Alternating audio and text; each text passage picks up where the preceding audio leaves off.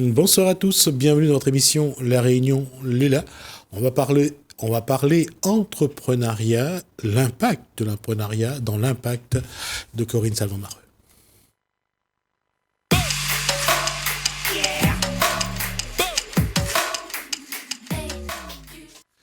La chronique. Bonsoir Corinne Salvant-Mareux. Bonsoir Jismi. J'ai réussi à le dire. La question, quand on parle d'entrepreneuriat, c'est-à-dire quoi? C'est quoi l'entrepreneuriat? L'entrepreneuriat, c'est une définition, je pense, qui est tellement vaste et variée sur Internet. Mais je pense que le meilleur moyen de définir un entrepreneur, c'est un faiseur d'idées. Voilà, l'entrepreneur, c'est un faiseur d'idées. On en parle avec vos invités. On en parle avec Adeline Itema Sanquez, ça se prononce Sanquez, et Eddy Amiel, le S se prononce à la fin. Eddy Amiel Fourtas. Voilà. Bonsoir à vous. Bonsoir. Donc Adeline, elle est lauréate du prix coup de cœur du jury lors de la 3e édition du Startup Weekend Women qui a eu lieu du 11 au 13 mars. Je ne fais pas erreur, hein, c'était le 11 et 13 mars 2022. Et Eddy, il a été participant en tant que membre d'une équipe qui, lors du tout premier Startup Weekend Women, la toute première édition, et ben, l'équipe dans laquelle Eddy a contribué, le projet avait été élu, avait reçu le premier prix du Startup Weekend. Et le coup de cœur du jury et du public. Ah oui, le coup de cœur du jury aussi. Ouais. Ok. Voilà. Là, encore une fois, comme je disais, dans ce contexte électoral, avec la présidentielle puis législative, la définition du travail est en train d'évoluer. Comment, aujourd'hui, définir c'est quoi le travail, l'activité, c'est quoi l'entreprise, c'est quoi l'entrepreneuriat? Il y a une évolution des choses. Et je pense qu'aujourd'hui, il faut regarder l'activité, l'entrepreneuriat, d'une façon différente. Il faut forcément le regarder d'une façon différente. C'est d'ailleurs pour ça que les candidats à la présidentielle, bien avant d'ailleurs, qui commencent à avoir le nombre de votes nécessaires, le nombre de parrainages nécessaires pour être officiellement candidat à la présidentielle, ils ont été confrontés à devoir exprimer les points de leur programme qui allaient servir ou desservir, même s'ils ne mettent pas l'accent sur ce qui dessert, mais qu'est-ce qu'ils prévoient pour l'univers de l'entrepreneuriat? Parce que dans l'entrepreneuriat, c'est aussi le monde de l'entreprise, tout simplement, parce qu'on peut être entrepreneur, mais on peut aussi être dirigeant d'une entreprise. Entre les chaînes de travail, les chaînes d'industrie de Ford et les startups d'aujourd'hui... Il y a un fossé énorme, et dans le mode de fonctionnement, et dans le mode de création. Et heureusement d'ailleurs, parce que si on était resté à l'époque fordienne, mon Dieu, on avancerait au ralenti encore. J'irais encore plus loin, c'est dans le concept du travail. Aujourd'hui, quand on parle à cette génération du travail, je ne crois pas que c'est la même conception de l'ouvrier qui était à la chaîne dans les années 1920. C'est pas le même mode de travail, d'autant plus que c'est pas le même mode de mentalité non plus. D'autant plus. Alors aujourd'hui, quelle est votre conception de l'entrepreneuriat, de l'activité ou du travail? Ma conception à moi, ce serait de se dire qu'on a une idée, et comme on en parlait avant, c'est qu'on l'a fait, que cette idée, pour nous, elle a du sens surtout, et qu'on a un pourquoi qui arrive à être suffisamment moteur pour mettre en place des éléments par rapport au projet qu'on peut avoir. Je crois que c'est Gandhi qui disait « Choisissez le travail que vous aimez et vous n'aurez plus à travailler un seul jour de votre vie ». C'est votre cas? J'aimerais beaucoup, et c'est ce vers quoi je tends suite au Startup Weekend, oui. Qu'est-ce que vous avez proposé comme activité dans ce startup? J'ai proposé un moyen d'accompagnement des mères qui allaitent leur enfant pour qu'au moment de la reprise du travail, elles ne soient pas démunies. Parce qu'il faut savoir qu'il y a quand même dans les DOM 68% des mères qui allaitent à la naissance et qu'elles ne sont plus que 20% 3 mois après. Et la raison principale de tout ça, c'est la reprise du travail. Moi-même, en tant que mère allaitante qui a repris le travail, je me suis retrouvée dans une salle de réunion avec un gilet jaune en train de tirer mon lait. Et je me suis dit juste que je ne souhaitais pas ça pour les autres mères. D'accord. Là, c'est plus, j'allais dire, difficile pour la mère ou pour l'enfant? Je pense que l'allaitement, c'est un compromis entre les deux. C'est un compromis entre les deux, clairement, parce que si mon premier fils, moi, je me suis dit, bon, je vais l'allaiter, et je ne savais pas jusqu'à quand, et aujourd'hui, il a 20 mois et je l'allaite toujours. Et je sens que lui, il n'est pas prêt, donc je me dis, à partir du moment où lui, il n'est pas prêt, moi, je ne souhaite pas y mettre un terme. Je veux que, comme pour mon premier fils, ce soit un consensus qu'on trouve tous les deux, ou à un moment de notre vie où on se dit, bah, c'est bon, on passe à autre chose. D'accord. Vous avez allaité votre fils jusqu'à 20 mois, vous Non, malheureusement pas. Je n'ai pas la chance d'avoir d'enfant. Qu'est-ce que vous avez proposé au centre? Alors moi, je n'étais pas le porteur du projet. En fait, j'ai fait partie de l'équipe qui a rejoint Brigitte Lhomme, qui était la porteuse du projet. Son projet à elle était c'est devenu la méthode Dragon, en fait, pendant le Startup Weekend, qui en gros offrait aux femmes un certain nombre de solutions naturelles pour parer à tous les désagréments qu'emmène la ménopause. Alors, ça c'est autre chose. Lorsqu'on sait que le vieillissement du corps amène ces désagréments naturels, qu'est-ce qu'on peut proposer si ce n'est que de modeler le mental? Il n'y a pas que le mental. Il y a le mental, il y a l'alimentaire, il y a le psychologique, ça atteint la vie de famille. En fait, c'est à Brigitte qu'il faudrait poser les questions, je crois, pour qu'elle puisse donner vraiment toutes les... c'est sa méthode. Allez voir Brigitte. La méthode Dragon. Ouais. Non, c'est Mais vrai. tu peux te pencher dessus parce qu'il y a le site web. Tu tapes Brigitte Lhomme, donc l'homme comme un homme en fait, mais je crois même que ça s'écrit L'.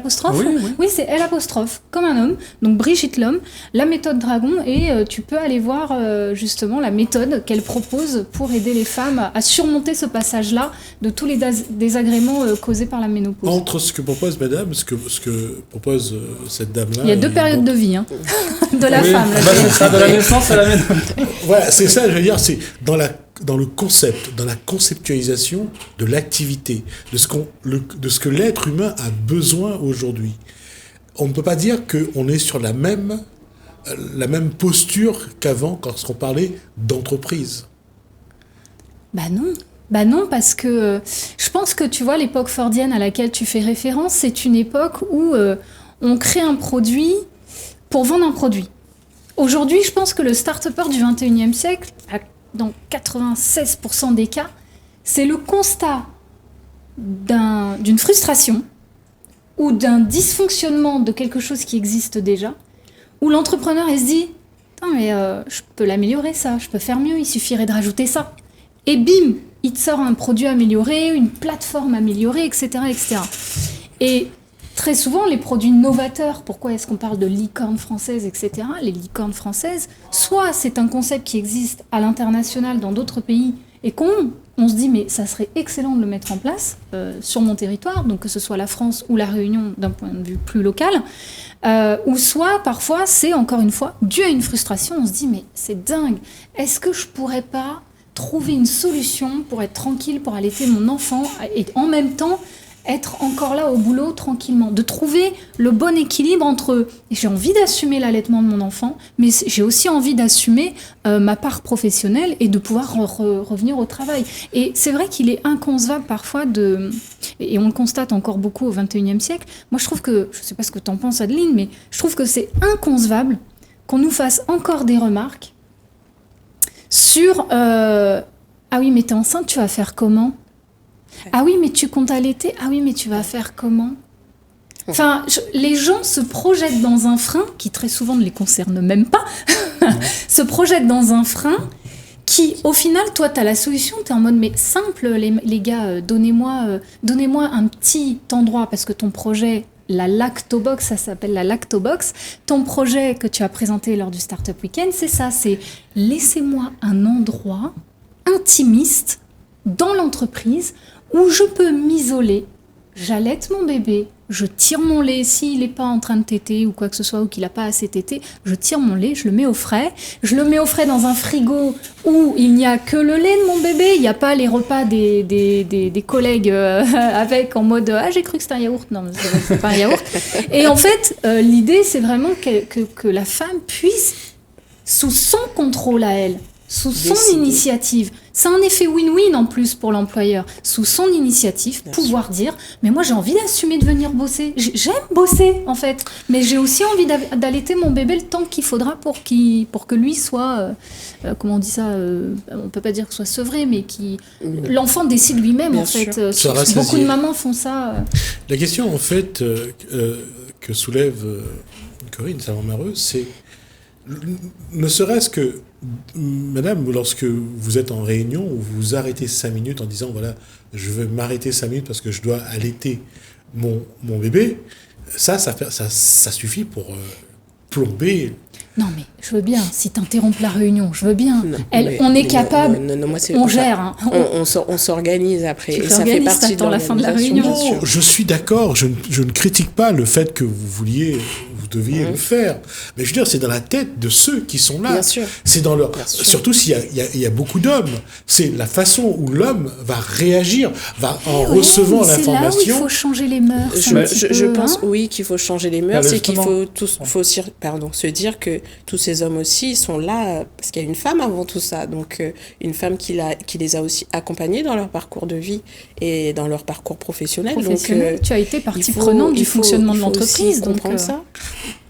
Et Eddy, tu allais dire ? C'est juste avant, je réponds à ça.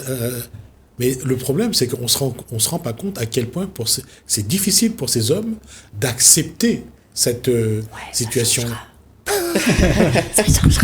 Justement, vous demandiez à Corinne le parallèle avec la méthode fordienne, sauf qu'à l'époque, les femmes, à cette époque-là, les femmes étaient à la maison et les hommes étaient... Donc le problème, si on peut appeler ça un problème, ne se posait pas, puisqu'en fait, elles étaient à la maison, elles étaient leurs enfants à la maison.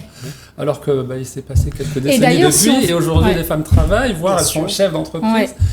Et si on fait la minute culture générale, il faut savoir que Ford avait été très malin pour la gestion de ses entreprises, puisque Toyota, à l'époque, était venu voir comment Ford se débrouillait pour sortir autant de véhicules en une seule année, alors que Toyota peinait à le faire.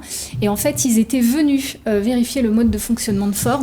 Et Ford, déjà, première étape, c'est qu'il avait créé le village de ses ouvriers à proximité de l'usine.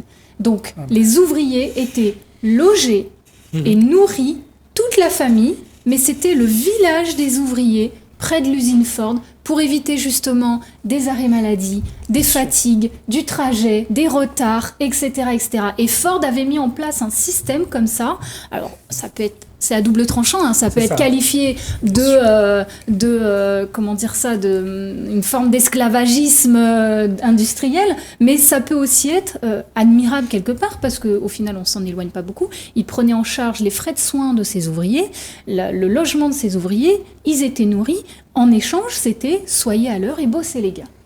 Et c'est comme ça que Ford a réussi ce pari dingue d'être l'une des premières marques de France à sortir autant de véhicules. Oui, là encore, Ford a fait évoluer la relation entre la vie de l'individu et sa famille et le travail.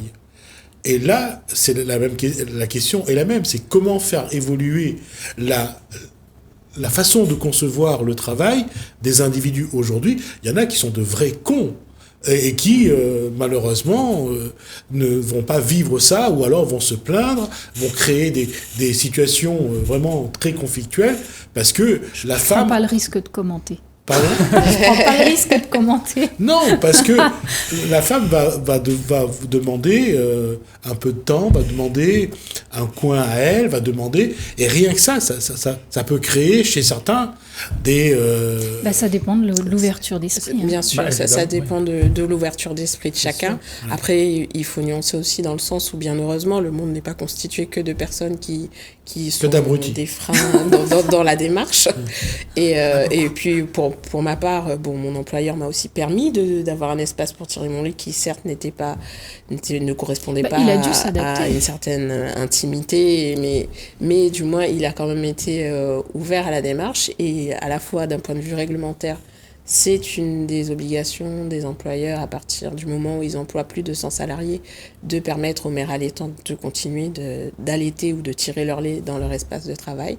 Et donc, faut aussi, il y a un peu des deux. C'est sûr que je pense qu'il y a une évolution des mentalités à avoir, mais bon, tout comme on le disait, avant les femmes n'allaient pas travailler. Aujourd'hui, une femme va travailler. On demande à une femme d'être une mère, d'être une épouse, d'être aussi un salarié modèle qui ne s'absente pas, et ça demande aussi plein de dispositions à mettre en place. Exactement.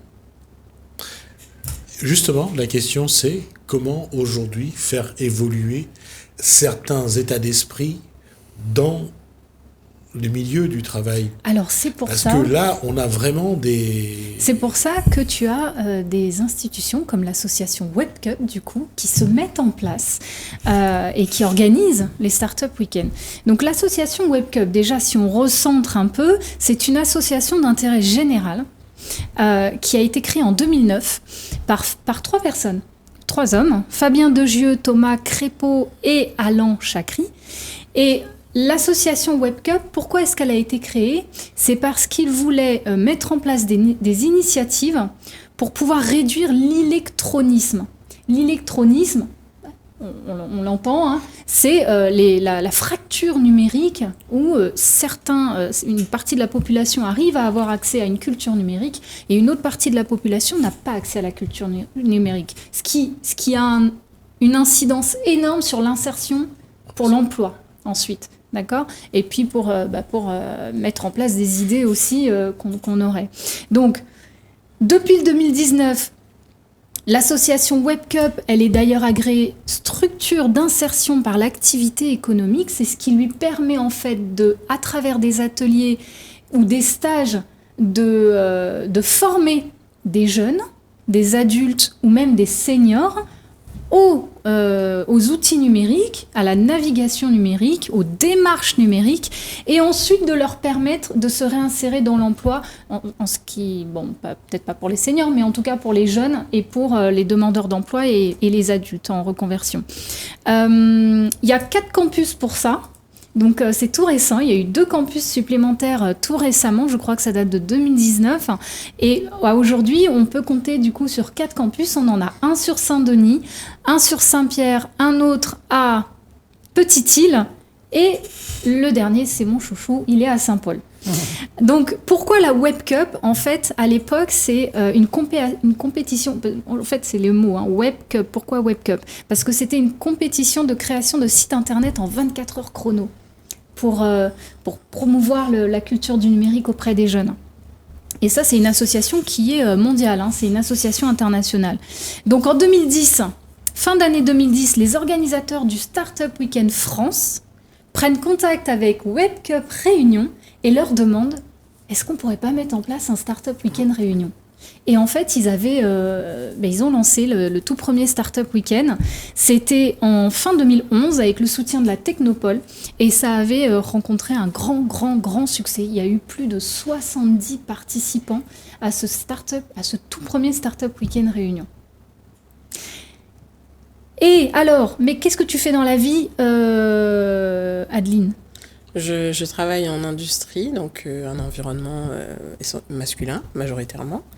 Et du coup, je suis en charge d'une équipe et je manage une équipe d'hommes au quotidien dans l'industrie agroalimentaire. Ok. Vous managez une équipe d'hommes. Oui. Là, quand on dit on manage une équipe d'hommes, c'est la même façon si on avait à gérer les femmes ou bien il y a une différence ? C'est une bonne question parce que moi, en l'occurrence, vu que j'ai été familiarisée qu'au milieu industriel... Ça exige quelle compétence ou quel trait de caractère ? Je pense qu'il faut justement avoir du caractère, savoir s'affirmer, mais aussi savoir faire preuve de polyvalence et aussi bien d'écoute. Chose que je pense qu'on devrait aussi appliquer avec une équipe de femmes, mais bon, j'ai pas ce retour d'expérience suffisant pour pouvoir vous le dire sur dessus. Parce qu'en manage, on se rend compte que quand même que les gens avec qui on travaille ont une souffrance particulière, parce que c'est ce qu'on voit généralement. C'est qu'on capte le plus quand on gère un groupe, on voit dans les attitudes certaines souffrances. On voit que, du moins moi, ce que je vois le plus souvent, ce sont des gens qui recherchent énormément de sens dans le travail, une évolution de l'approche du travail qui est de trouver un travail qui pourrait plus même correspondre à une passion et qui révélerait réellement quelque chose qui vient de l'intérieur, un réel pourquoi et un autre moteur. C'est ce que moi je vois à travers mes équipes. D'accord. Qu'est-ce que tu retiens de l'expérience du Startup Weekend, Adeline ? Alors moi, ça a été vraiment une superbe expérience pour moi. Je suis arrivée, j'avais une idée. Et en fait, je voulais juste tester mon idée. Donc je me suis dit, j'y vais. Alors, je suis arrivée, en plus je devais avoir une équipe, mais je me suis retrouvée sur mon projet à le porter fièrement, mais seule. Et au début, je pensais que j'allais être seule. très bien débrouillée. Et aucun en mec fait, n'a voulu tester pour le sein, non ? Pardon ? Aucun mec n'a voulu le laisser, n'a voulu tenter d'allaiter. Je ne sais pas, il faut croire que non. Ils ont abandonné, je comprendrai pourquoi après. Et du coup, après avoir été lancée, j'ai vu qu'en fait non, j'étais pas du tout seule, il y avait énormément de coachs, énormément d'interactions et c'était très bénéfique parce que ça m'a apporté des angles de vue sur mon projet que je pouvais pas avoir et du coup d'une idée, je suis ressortie du week-end en me disant j'ai mon projet et il faut que j'y aille, quoi. Et toi, Eddy, qu'est-ce que tu pourrais nous partager de ton expérience en tant que membre de l'équipe ? Déjà, comment tu t'es retrouvé membre de l'équipe, équipe à un moment donné ? Est-ce que c'était à ta demande ? Est-ce qu'on est venu te chercher ? Qu'est-ce que tu venais faire au Startup Weekend ? Alors, à la base, c'est une amie qui était rentrée à La Réunion depuis 2 ans. Moi, je venais d'arriver à La Réunion, je venais de m'installer. Elle me dit, Eddy, ça fait longtemps qu'on ne s'est pas vu, viens au Startup Weekend. Je dis, non, tu veux pas qu'on aille se voir tous les deux ? Puis bon, elle me dit, tu vas voir, c'est super, on rencontre des gens, on se fait du réseau. Bon, ok. Et bon, j'y vais en me disant, écoute, tu y vas, tu t'es pas engagé, t'es pas obligé de rester tout le week-end. Au pire, tu restes le vendredi soir, et puis après, tu rentres chez toi, et puis voilà. Et en fait, moi, j'ai eu la chance de le vivre avant le Covid. Du coup, c'était, on se rendait sur les campus. Ils ont vraiment une organisation. Ils mettent une ambiance dès l'arrivée des gens. Ils instaurent. Il y a un engouement qui arrive derrière. Enfin, c'est vraiment une aventure du point de vue humain, on va dire. Il se passe quelque chose. Du coup, il y a eu plusieurs préjeux. Alors, c'était donc le Startup Weekend au féminin aussi. Donc, il y a eu, je ne me rappelle plus au départ combien il y avait de projets, mais il y en avait beaucoup. Je ne sais pas si on n'était pas loin d'une centaine au départ. Il me semble. Le Startup Weekend, on n'était pas une vingtaine de projets, je crois, à présenter le projet, et seulement 10 avaient été retenus, 10 ou 11. 12, je crois. 12 Je crois. 11 et demi. Ça, c'est un petit détail. Voilà, on va dire 11 et demi. Et au départ, il y avait plusieurs projets que j'ai trouvé plus ou moins intéressants les uns que les autres. J'avais vraiment eu un gros coup de cœur pour un projet qui malheureusement n'a pas été sélectionné pour aller à l'étape suivante. Et du coup, moi, il y avait cette fameuse Brigitte Lhomme que j'avais trouvée bluffante, parce que à un moment donné, chacun doit présenter son projet devant un amphi avec des dizaines de personnes. Tout le monde n'a pas forcément l'aisance de le faire. Elle avait un charisme. C'était certainement la plus âgée de tous, pour le coup, à présenter un projet, mais elle l'a fait avec une énergie, un dynamisme. Je me suis dit, cette femme, elle dégage un truc. Alors, ok, ça parle de ménopause, mais j'ai envie d'aller avec elle. Et en fait, j'ai rejoint son équipe comme ça. Voilà. Oui, parce que le concept en fait du Startup Weekend, c'est je viens tout seul ou accompagné, mais en général, je viens seul. J'ai une idée. Je vais la poser là, je l'annonce, et si tout le monde a bien compris l'idée ou pas, les gens vont voter pour l'idée. Alors, il y a eu Eddy qui a vécu le Startup Weekend en réel, physique, et Adeline a vécu le Startup Weekend en digital, au niveau numérique. Donc, le mode de vote était totalement différent, puisque d'un point de vue Startup Weekend physique, il y avait... s'il faut le dire. Pourquoi ? Leur méthode, je crois qu'à chaque fois, c'est un peu... Il ne faut pas le dire, justement, pour laisser la surprise quand on y participe. Ah oui. C'est dommage parce que c'était super chouette. C'est super chouette. Il y a un système. Il y a un système pour qu'on vote sur les projets. Il faut savoir vendre son projet. Et par la suite, ça permettait de pouvoir être sélectionné pour ensuite aller plus loin. Et une fois qu'on est sélectionné donc, par le public, ou par le public numérique, il y a des personnes, donc parmi le public entre autres, ou bien des amis ou des connaissances qu'on a, des personnes viennent pour soutenir et apporter des compétences supplémentaires pour t'aider à aller plus loin dans le projet en un week-end. Et de cette façon, ensuite, de pouvoir être dans les finalistes et de gagner différents prix. Et pour beaucoup, des gens dont le projet n'a pas été sélectionné, au lieu de dire je rentre chez moi, non, ils restent parce que l'aventure est géniale, ils rejoignent une équipe et ils ont après l'avantage de ce truc-là, vraiment, même si du coup vous n'avez pas eu l'occasion de le vivre comme ça, c'est que chaque personne finalement a toujours quelque chose à apporter à l'équipe, qu'on ait des compétences ou pas, entrepreneur ou pas, mère au foyer, peu importe. Il y a du brainstorming, il y a tout un tas, et en fait chacun à un moment donné apporte vraiment quelque chose. Il y a une intelligence collective qui se met en place pour le projet de la personne. C'est pas facile de les arrêter, on a déjà passé 4 minutes le temps qui nous est imparti. Merci Corinne Savon-Mareux. Merci à Eddy, merci à Adeline. Merci à vous. Parce que je vais passer à... Mais juste pour finir, du coup, Adeline, quelles sont les prochaines étapes du projet Lactobox? Est-ce que tu sais à qui t'adresser? Qu'est-ce qui te reste à faire là?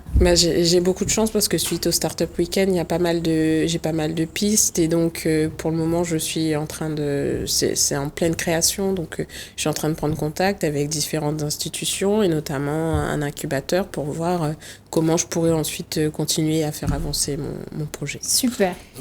Merci à vous de nous avoir suivis. Merci Hélène, merci François. Je vous dis à bientôt.